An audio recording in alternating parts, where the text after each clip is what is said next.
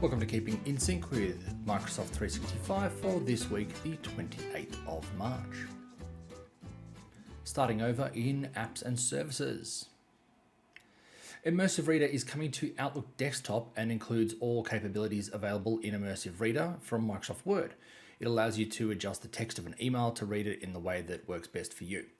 Now you can use the read aloud to hear emails read to you as each word is highlighted, or modify spacing, color, and more for a more comfortable and easy to process email experience. When Immersive Reader is turned on, the Immersive Reader tab and ribbon are visible, and you can use it to read and compose messages, and when enabled, it will stay on until you turn it off. This is rolling out early March to late July, depending on how quickly your IT department allows you to get updates to Office.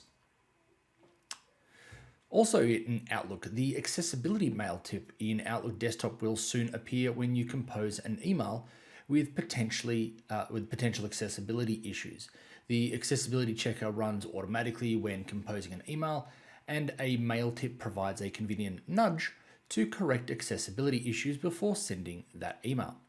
Now you can actually specify what accessibility notifications you'd like to see from the mail tip, either in all scenarios or in just, you can choose one of the specific ones, such as when at least one recipient prefers accessible content, composing a message to a large audience, at least one recipient is outside your organization, composing a message with high importance, or you can actually have it show accessibility warnings only when you open the accessibility checker, which is really hiding the issue that you need to be addressing, or using dark background to compose a message. I'm going to be in trouble with that one.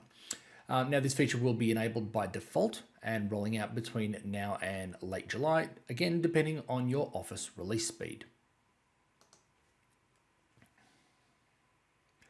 Previously, high confidence phish emails were only visible if you went into the quarantine portal, as they weren't included in your quarantine notification email. Now with this new change, however, Microsoft will also trigger quarantine notifications for high confidence phishing emails as well. So be careful what emails you release. This is rolling out mid to late April. Now the app launcher experience in office.com is actually going to change, as well as the My Apps portal in Azure Active Directory if you ever go in there. Now, instead of showing every app ever added by the organization or yourself, it will now only show any apps that you have launched in the last 7 days, any apps created by you, any apps an admin has marked as a feature in that tenant, any user accessible Microsoft published Dynamics 365 apps, or any apps an admin or user has added to an Azure AD collection. Now, this only affects apps from Dynamics 365, Power Apps, or externally integrated apps. It doesn't affect the Microsoft 365 apps, the ones in the cloud, not your desktop version of Office. That's a lot of word, apps. This is starting to roll out in April, so surprise. Over in Microsoft Teams. Now, if you use tags or know what they are, soon you'll see the ability to restore them in the Manage Tags tab when you click on Manage Team and then Manage Tags.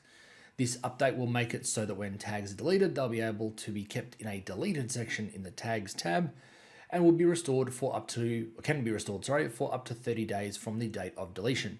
If tags in the team are set to only be managed by the owner, then only they will see this option. However, if it's set to be managed by team owners and members, then everyone can take part in the fun of restoring tags for the team.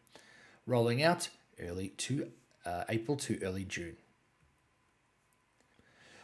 DocuSign users will be able to create a request within a chat or a channel using the Compose extension. This is the 3 little dots that you see when you hover over a message that allow you to see new tasks and options that you can do. Now, an adaptive card will display the request details once the request has been created, and will be updated with the progress of the request as it is signed by the recipients. What exciting times. Now, notifications will be displayed to recipients and creators when a DocuSign request is created, signed or declined or cancelled, deleted or completed, enabling everyone to know what's happening with the request when it happens. Now, DocuSign is a third-party product, so for this to work, you need to be a licensed user and it needs to be deployed in your organization. So if it doesn't apply to you, I've just wasted about 30 seconds of your life. Sorry. This is rolling out early to mid-April.